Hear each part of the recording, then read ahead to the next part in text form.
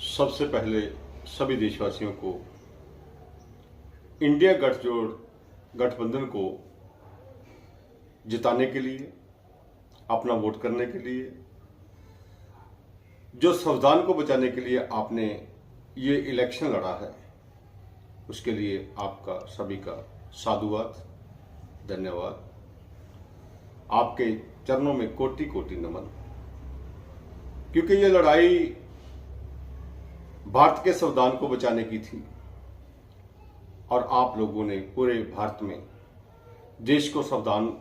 के संविधान को बचाने के लिए, देश की एकता, अखंडता और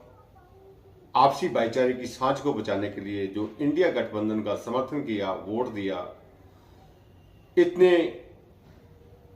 जान जोखिम में डालकर आपने वोट दिया। क्योंकि चुनाव के पहले ऐसा माहौल था कि जो भी इंडिया गठबंधन की पार्टी की बात करता था उसके खिलाफ मुकदमे दर्ज होते थे, प्रताड़ित किया जाता था, उसके घर को बुलडोज कर दिया जाता था और देश की तमाम एजेंसियां, डबल इंजन की सरकारें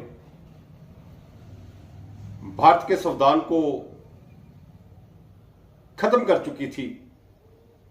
अदालतों में बैठे हुए वो मनुवादी लोग, भाजपा के एजेंट, आरएसएस के कार्यकर्ता,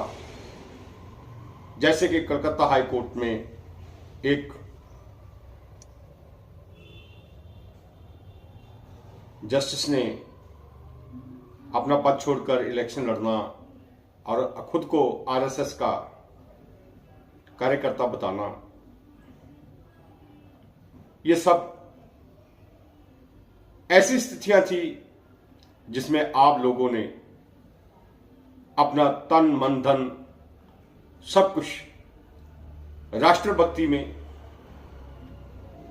राष्ट्र प्रेम में, देश के संविधान को बचाने के लिए और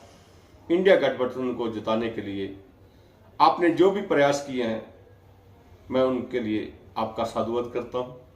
आपको धन्यवाद करता हूं। और जो आज जीत, आपने प्रचंड जीत इंडिया गठबंधन को दिलाई है, इसके लिए मैं अपनी तरफ से, अपनी पार्टी समाजवादी पार्टी की तरफ से और इंडिया गठबंधन की तरफ से आप सभी को धन्यवाद करता हूं। और जो लोग संविधान जलाना चाहते थे, संविधान खत्म करना चाहते थे, जो देश में नफरत पैदा कर रहे थे पिछले 10 साल से, उनको एक चेतावनी देना चाहता हूं। कल इंडिया गठबंधन की सरकार बनेगी, भारत फिर से आजाद होगा और ये नफरतबाज, चाहे वो मीडिया में है,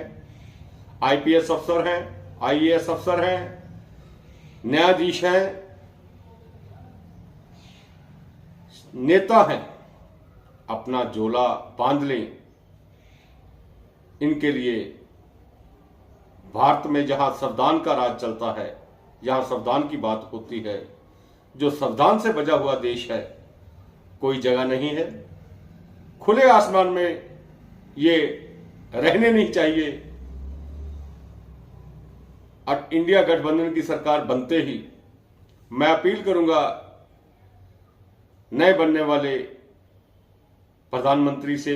गृह मंत्री से, कि वो इन नफरतबाजों को,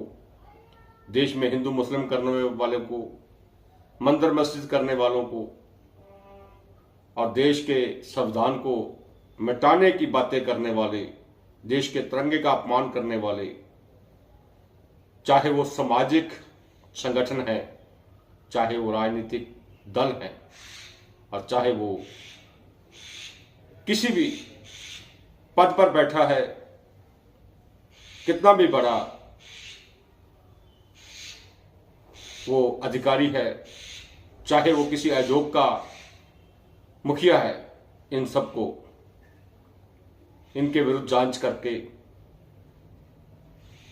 1 महीने के अंदर अंदर इन सबको जेल में डाला जाए